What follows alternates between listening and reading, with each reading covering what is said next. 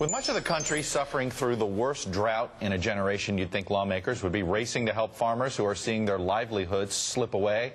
Instead, a farm bill that would reinstate millions in disaster assistance is stuck in the House with no plan to bring it to a vote. Oklahoma Republican Congressman Tom Cole is deputy whip for the Republican Conference, a member of the Budget Committee, and being from the state of Oklahoma, probably getting a lot of firsthand accounts of this drought. So let me start with the issue of this drought, Congressman. There's a lot of people. I got my own uncle dealing with it in northwest Arkansas. A lot of people dealing with just an unusually dry year. And you would think that this fight over the farm bill would take that into account. What's going on? Well, frankly, I think it will take that into account, and it certainly should. Look, I've got 14,000 farms and ranches in my district. There's 75,000 of them in the state of Oklahoma. My good friend Frank Lucas is the chairman of the Agriculture Committee. He's gotten the bill through the committee on a very good bipartisan vote. Obviously, we've got till the end of September, but I would hope we see action on this relatively soon. There's some things that need to happen, and there's certainly some certainty in terms of disaster relief that farmers and ranchers need to have. But, you know, people should, David Rogers, who's probably known as the 436th member of the House or the 101st senator, political reporter, formerly Wall Street Journal, now Politico, he said, never in the history of 50 years of farm bills has a House farm bill, once it got out of committee, not been brought to the floor of the House.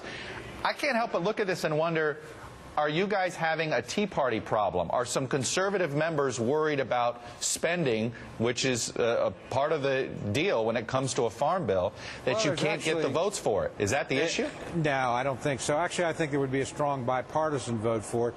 And as you know, Chuck, the opposition's as much on the left as is the right. This bill makes some much-needed reductions in some things like food stamps and WIC, where we've had an explosion in spending.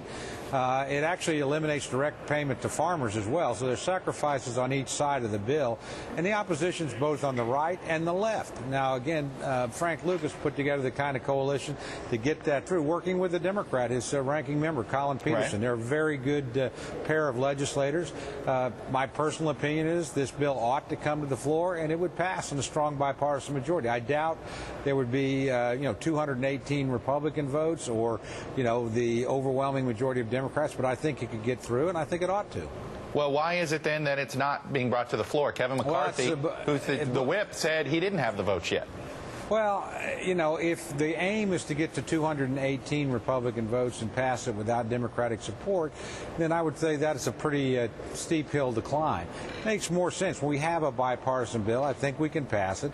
But to be, fair to the whip, it does take some time to put together these coalitions, work across party lines. We'll have a challenging conference after that. But at the end of the day, again, it's not unusual that farm votes have this kind of problem. If you remember in 2008, President Bush actually vetoed the farm bill. We had to override it. I was actually one of the votes to override on that occasion. So I think we'll get there, but we ought to probably be listening a lot to Frank Lucas and Colin Peterson. I think they've done the heavy lifting, and I hope the House together in a bipartisan way will be supportive.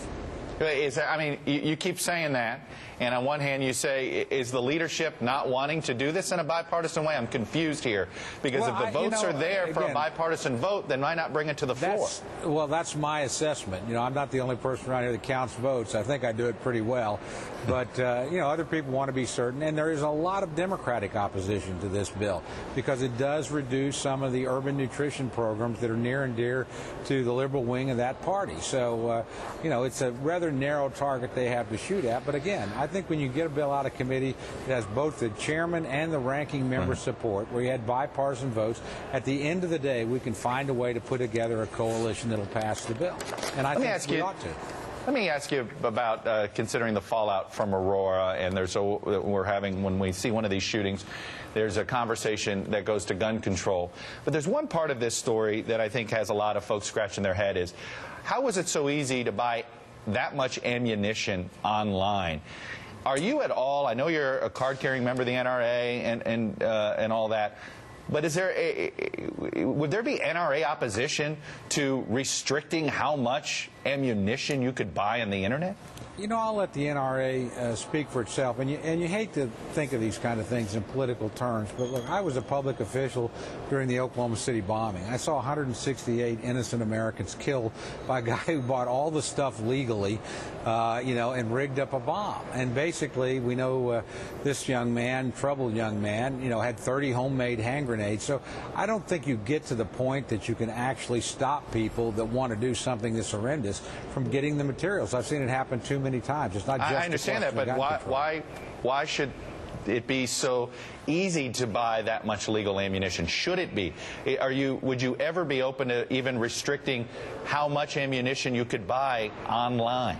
Look, I'm willing to look at every bill one at a time and take a look at it. But do I think it would have made a difference if he had 500 bullets instead of 6,000? No, not given the casualties. So, you want to make sure that anything you do is not a knee-jerk reaction, that it really will actually get at the problem.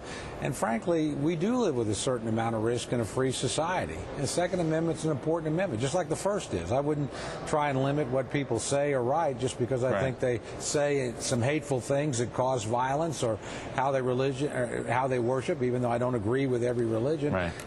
These things are fundamental, and how you maintain the proper balance, particularly against a lone single actor. We had no particular reason to believe this he would be capable of something like this. I don't know, any more than Oklahoma City left me scratching my head. Do we limit the amount of fertilizer you can buy and what you can do? And that was a much more deadly single incident. There are problems in a free society with people that are honestly deranged and demonic, and that's what we had in this case. All right, I will leave it there. Tom Cole, Republican from Oklahoma, thank you for coming on and sharing your views this morning. Thank you, Jack. All righty. Well, as the housing market finally starting to turn around, we're going to get a quick preview